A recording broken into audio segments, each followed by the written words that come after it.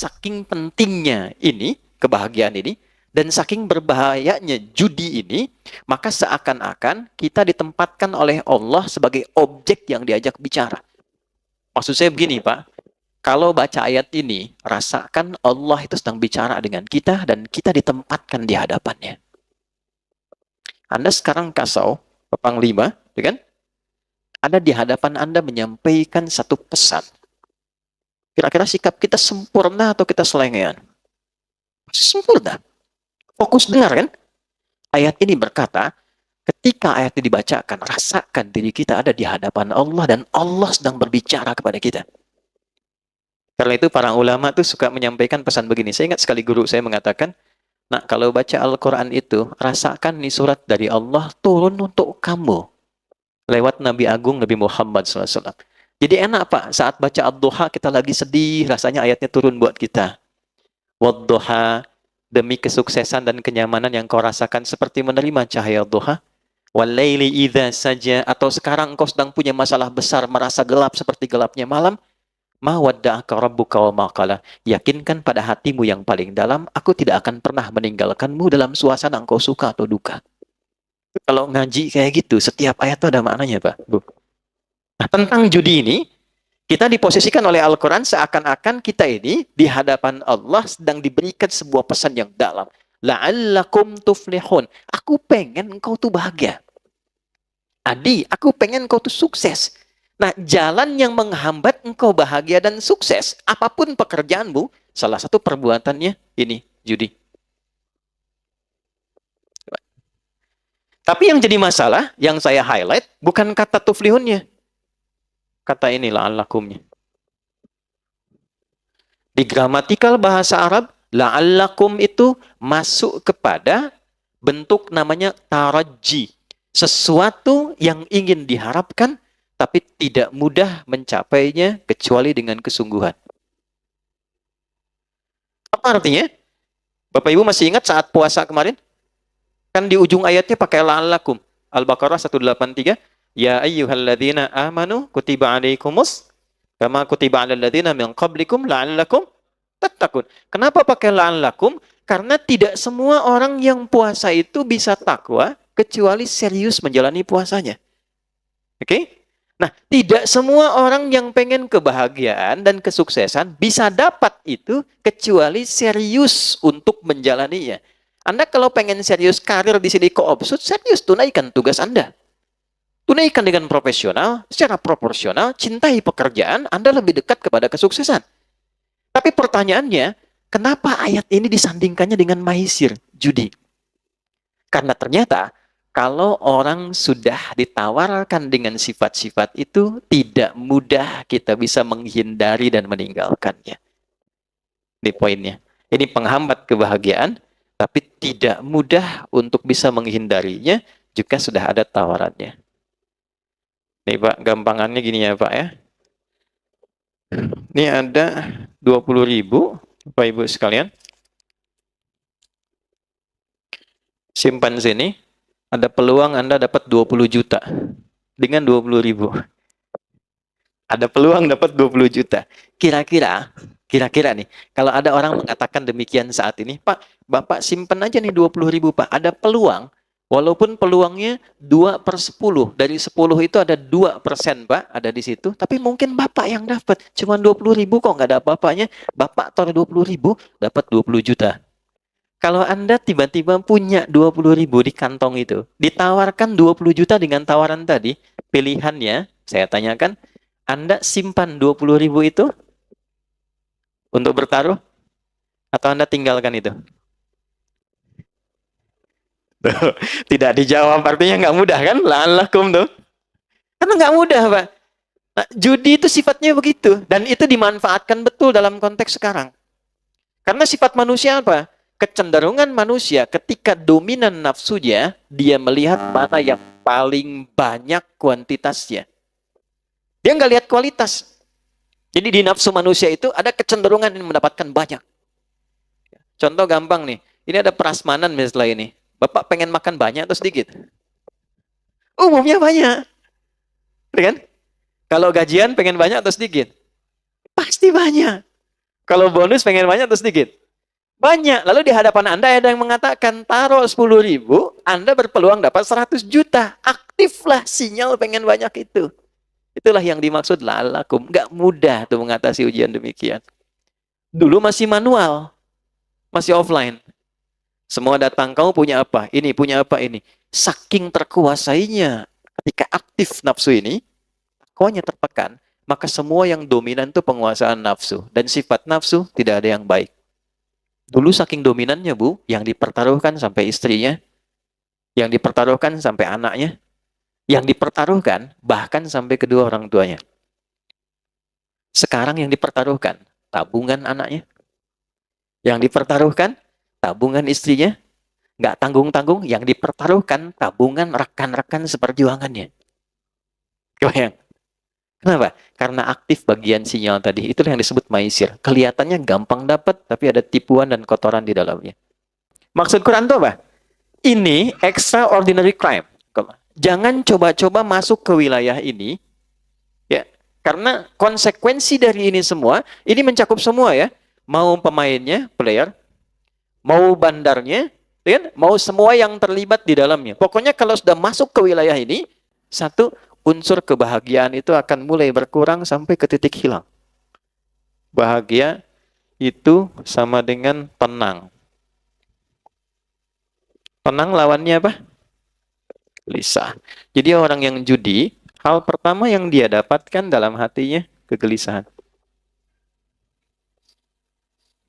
Kalau nggak percaya, silahkan cek orang-orang yang masuk ke lingkup judi, kemudian edik di dalamnya, dan dia mulai kena yang pertama gelisah, lalu masuk mempertaruhkan yang ada, perhatikan karirnya bagaimana.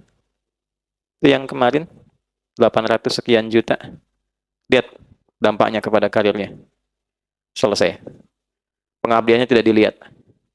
Pertaruhan nyawanya sebagai abdi negara. Selesai semua, Pak. Dia berhenti dalam keadaan tidak terhormat dan melekat status pada dirinya sepanjang hidup seorang penjudi. Judi yang dulu offline, sekarang masuk online. Nah, ini Pak, di situasi kita sekarang. Nabi sudah wanti-wanti 15 abad yang lalu. Terjadi percepatan digital, waktu semakin cepat, dan kejahatan polanya berpindah. Dulu polanya offline, sekarang online. Masuknya ke wilayah-wilayah yang selalu membersamai kita. Handphone kita kan sering online. Ya kan? Orang sekarang sudah nggak penting handsome, Bu. Yang penting handphone. Bangun tidur kan sudah buka status. Oke? Sholat baru salam sudah buka status. Nah sekarang dari semua yang dibuka itu sudah masuk ke dalam situ semua unsur-unsur ini. Ini sulit dikendalikan. Tahun 2007, ini perempuan juga di Amerika. Ada seorang perempuan, dia menganalisis. Melihat setiap negara dengan bonus demografi tinggi. Kan? Dan tapi saking cerdasnya orang ini, cuma kecerdasannya ditempatkan pada sisi yang negatif. Saking cerdasnya, dia melihat negara yang di tempat itu judi tidak menjadi legal. Nggak dilegalkan, nggak dilokalisasi. Singapura, legal. Ada lokalisasinya. Oke? Macau jangan ditanya. Amerika punya Las Vegas. Malaysia punya Genting. Kan? Semua lokalisasi. Saya tanya, di Indonesia legal nggak? Hah? Tidak kan? Ilegal kan? Hukum positifnya kan nggak ada memperbolehkan. Jelas kalau pasal 303, ya kan? Hukumannya jelas dari 8 tahun sampai 10 tahun, kan? Walaupun di situ ada kalimat kecuali yang dibenarkan oleh hukum atau pemerintah. Tapi kan pemerintah kita tidak. Artinya apa? Dia dipandang ilegal. Dia tidak legal. Perhatikan baik-baik. Maka orang ini membuat sebuah sistem dan melihat bagaimana memanfaatkan bonus demografi di satu tempat yang judinya itu tidak memiliki legalitas, dan kecenderungan manfaat dan kecenderungan masyarakatnya itu senang dengan handphone. Dan dia temukan kesimpulan bagaimana membuat sebuah sistem judi yang polanya khusus masuk ke wilayah ini yang bisa dikendalikan dari jauh karena online. Jadi bikin dari luar, Pak. Bikinnya dari luar, tapi nanti pengguna-penggunanya IP-nya bisa ada di dalam. Ya, yang diberikan gampang. Dia nggak bikin yang besar-besar. Yang besar sudah ada. Roulette, yang kasino. Ya, orang-orang ini mainnya nggak di tempat kayak gitu. Kalangan-kalangan yang tidak ke Las Vegas, tidak ke Macau, dan sebagainya. Difasilitasi pada satu bagian perangkat yang dia bawa dalam hidupnya terus. Masuk di kantong ya. Sholat bawa handphone, mau tidur sampingnya handphone, kamar mandi cek status simpen sebentar gitu. Nggak jauh dari itu. Maka dia masuk dengan sistem kecil, bukan sistem yang besar. Dan ini operator-operator yang mengambil dari sistem itu, dan seperti multi-level marketing, kalau ngambil Anda bayar. Anda ngambil sistem saya, Anda bayar ke saya, store sekian dalam sebulan. Itu mereka pun sama semua mengatakan bahwa yang jadi incaran tuh tempat-tempat seperti kita ini Indonesia. Makanya sekarang kalau Bapak lihat pergerakan dari para penjudi, mereka semua sepakat mengatakan itu pasar terbesar di dunia sekarang untuk bisa mereka rasakan kenikmatannya dalam judi online di Indonesia. Pak, yang disasar cuman 10.000, 5.000, kelihatannya nggak banyak. Bikinkan slotnya, tuh, 2, 3, 4 slot. Kita, apapun namanya, dia bikin dulu polanya semacam judi slot, ya Pak? Dikasih slot, tapi ditempatkan dalam bentuk pola seperti game. Anda beli, diatur gamenya, dikasih ID-nya, dikasih sekian durasinya, berapa Anda deposit di situ. Taruh dah 10.000, taruh 500.000, taruh 5.000, ya. Tapi yang ditampilkan apa? Dengan Anda menyimpan 5.000, peluang Anda mendapatkan 10 juta misalnya. Withdraw, WD.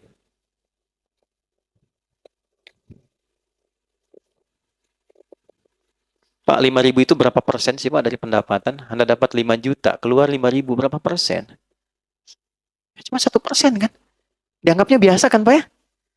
Biasa tuh maksud saya sedikit kan? Gampang kan? Gampang keluarin. Maisir, gampang. Maisir yang dianggap ringan, receh. Receh 5.000 ini. Kalaupun hilang nggak apa-apa. Kan? Ya. Nah ini hati-hati. Walaupun kelihatan cuma 5.000, tapi dampaknya ini Pak.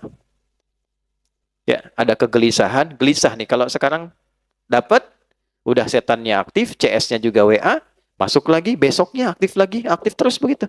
Sampai tak terasa habis berapa. Kalau main 5-6 kali, Pak, yang ketujuh dikasih menang dulu. Ini pengakuan dari admin. 5-6 kali dalam sehari, misalnya pagi masuk lagi, siang deposit lagi, sore deposit, sampai malam orang tahajud ini deposit, dikasih menang. Dia cerita ke teman, kamu tahajud dapat apa? Saya main game dapat uang, kamu tahajud dapat apa-apa? Itu bisa begitu.